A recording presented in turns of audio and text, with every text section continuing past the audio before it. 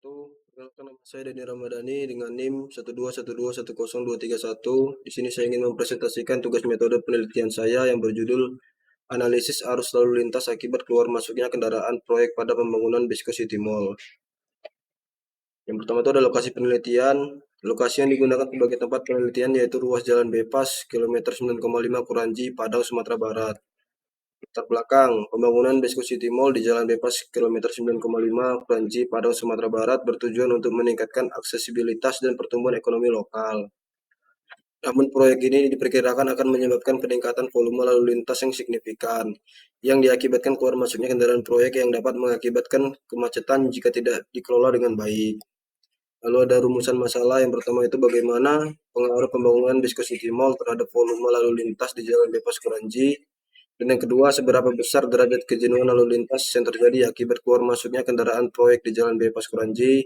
Yang ketiga, apakah Jalan Bebas Kranji dan dapat menampung volume kendaraan yang melintasi sesuai dengan kapasitas yang ada. Yang keempat, apa rekomendasi yang dapat diberikan untuk manajemen lalu lintas di sekitar Bisco City Mall.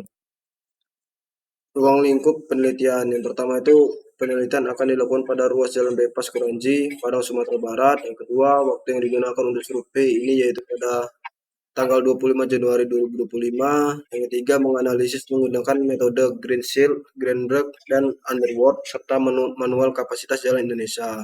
Yang keempat, mengidentifikasi faktor-faktor yang menyebabkan kemacetan di sekitar area proyek.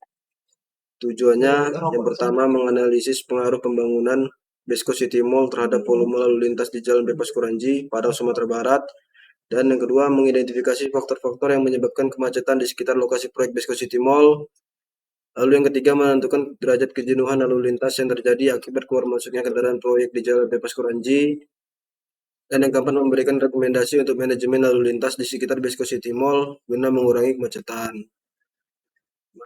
Dan ini yang pertama itu dapat memberikan informasi yang berguna bagi project manajemen dalam mempertimbangkan kenyamanan dan keamanan lalu lintas di sekitar proyek Bisco City Mall.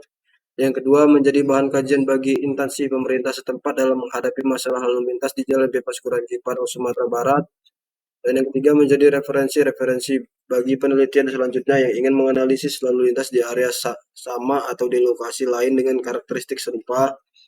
Yang keempat, dapat membantu dalam merumuskan strategi pengembangan infrastruktur transportasi yang lebih berkelanjutan. Lalu ada sistematika laporan, terus landasan teori.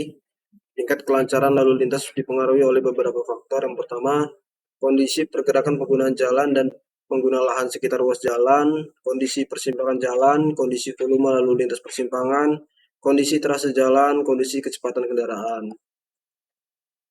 Traffic counting atau perhitungan lalu lintas merupakan suatu metode perhitungan kendaraan dalam survei lalu lintas. Kapasitas jalan. Lalu ada hubungan antara kecepatan, kepadatan, dan volume. Yang pertama ada hubungan volume dengan kecepatan.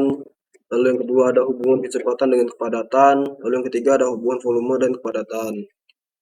Lalu di sini ada diagram alir. Dimulai dari survei, lalu ke pengambilan data, lalu ke data premier, ada data geometrik lokasi ruas, lalu ke pengolahan data. Di situ ada kecepatan rata-rata waktu dan kecepatan rata-rata ruang, lalu dihubungkan antara karakteristik lalu lintas, baru dianalisis dan selesai. Terima kasih. Assalamualaikum warahmatullahi wabarakatuh.